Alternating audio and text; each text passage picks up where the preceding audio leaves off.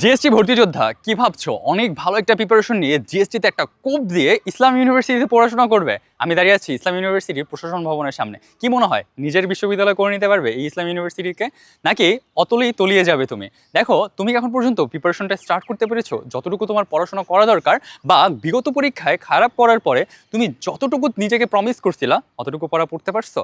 এতক্ষণ পর্যন্ত তুমি যে আমার কথাগুলো শুনতেছো, তোমার মনের ভিতরে কি এইটুকু দাগা দিছে বা হচ্ছে এইটুকু দাগ দিছে যে হ্যাঁ, আমি আমার প্রিপারেশন এখনো ফুললি স্টার্ট করতে পারি নাই? তাহলে আমি তোমাকে বলতেছি, দেখো ভাইয়া, এখন পর্যন্ত যতটুকু সময় আছে এই সময়টা যদি তুমি ভালোভাবে কাজে না লাগাও, প্রিপারেশন যদি তুমি ঠিকভাবে না নাও, তাহলে এই কথাটা মাথায় রেখো, খোদা তাআলা বা হচ্ছে যে তোমার বিধাতা আছে সে কিন্তু নিষ্ঠুর না। সে কোনোভাবেই তোমার সাথে কম্প্রোমাইজ করবে না।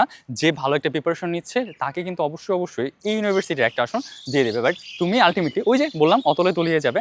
সো এখন তোমার হাতে যতটুকু সময় আছে প্রত্যেকটা মিনিট, প্রত্যেকটা সেকেন্ড, প্রত্যেকটা ঘন্টা তুমি কাজে লাগাও। আদারওয়াইজ তোমার কিন্তু আর স্বপ্নই থেকে যাবে, এই বিশ্ববিদ্যালয়ের আশা হবে না। সো ফাইনালি ভাইয়া যেটা তোমাকে বলবো, যদি তোমাকে এখানে আসতে হয়, ইসলাম ইউনিভার্সিটিতে পড়াশোনা করতে হয়, নিজের স্বপ্ন পূরণ করতে হয়, তাহলে সেই স্বপ্ন অনুযায়ী পরিশ্রম করো। আদারওয়াইজ তুমি তোমার স্বপ্নের জায়গা থেকে